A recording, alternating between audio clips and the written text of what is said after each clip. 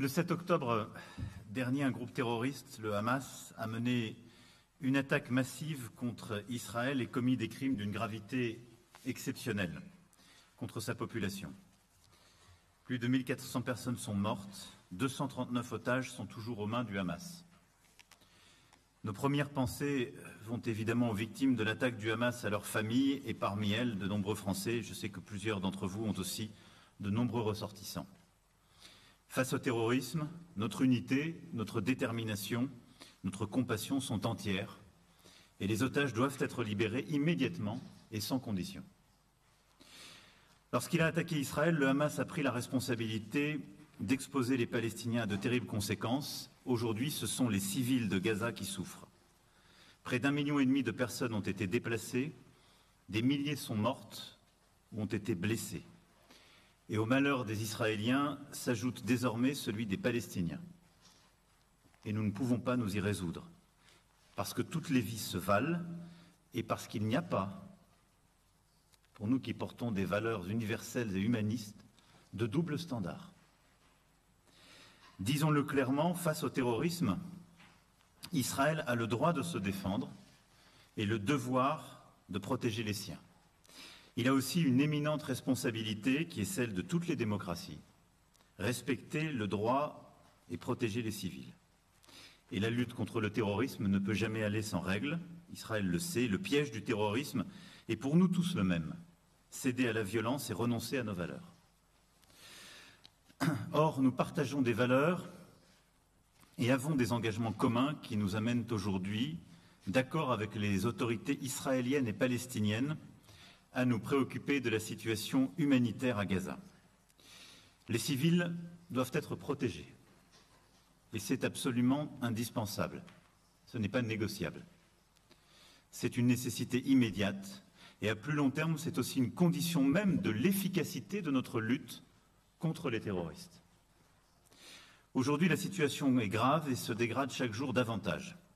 Dans l'immédiat, c'est à la protection des civils qu'il nous faut travailler. Il faut pour cela une pause humanitaire très rapide et il nous faut œuvrer à un cessez-le-feu. Celui-ci doit pouvoir devenir possible. Il faut créer l'espace nécessaire aux acteurs humanitaires pour agir à Gaza. Nous allons les entendre et je souhaite que cette réunion nous permette d'être efficaces ensemble dans un esprit de consensus et dans l'objectif qu'au-delà du drame que vivent aujourd'hui de trop nombreuses familles israéliennes et palestiniennes, nous sachions prendre une véritable initiative de paix et de sécurité pour tous au Proche-Orient. Cette initiative repose sur, évidemment, ce pilier humanitaire sur lequel nous allons avancer concrètement aujourd'hui. Elle repose sur un deuxième pilier sécuritaire. Nous avons su le faire ensemble contre Al-Qaïda, contre Daesh, contre d'autres groupes dangereux pour tous. Personne ne peut plus dire que le Hamas n'est pas un groupe dangereux et un groupe terroriste. Des mesures devront donc être prises pour tarir ces financements, sanctionner ceux qui sont liés de près ou de loin à l'attaque du 7 octobre. Je proposerai également une série d'actions pour éviter que d'autres groupes terroristes de la région ne se joignent plus avant aux hostilités pour tarir leur flux d'argent, d'armes, de propagande. Enfin, mais ce sera pour plus tard, nous ne ferons pas l'économie d'une réflexion plus large sur l'évolution du terrorisme aujourd'hui, et pour cela, nous aurons à nouveau à nous coordonner. Il y a un deuxième pilier sécuritaire qui est indispensable, mais qui doit être ciblé, précis, qui exige une coordination étroite entre nos services de renseignement, qui est une action sécuritaire, mais aussi financière, et qui nécessite l'implication de toutes les parties régionales et internationales. Et puis le troisième pilier, même s'il est difficile à imaginer aujourd'hui, surtout peut-être parce qu'il est difficile à imaginer aujourd'hui, est plus encore indispensable. C'est le pilier politique. Nous devons apprendre de nos erreurs et ne plus accepter que la paix au Proche-Orient soit toujours remise à plus tard.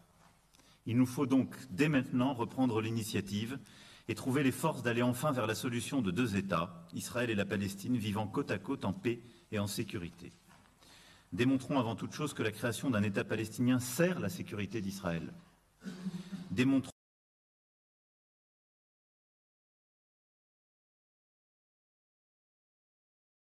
soit satisfaite. Et une solution durable nécessite que la question palestinienne soit neutralisée. Ces trois aspects, humanitaires, sécuritaires, politiques, sont profondément indissociables, mais notre ambition aujourd'hui est de pouvoir apporter Une part de cette réponse par la coordination de toutes les bonnes volontés. Et je souhaite que nous puissions, pour cela, identifier les besoins en argent et en matériel pour les populations, des éléments aussi d'organisation très concrets sur le terrain que nous devons avoir et qui sont acceptables, et les demandes que nous devons faire aux différentes parties prenantes, là aussi de manière très concrète, pour que cette aide puisse s'acheminer et pour que nous puissions préparer donc cette pause humanitaire puis ce cessez-le-feu qui sont, comme je l'ai dit, indispensables.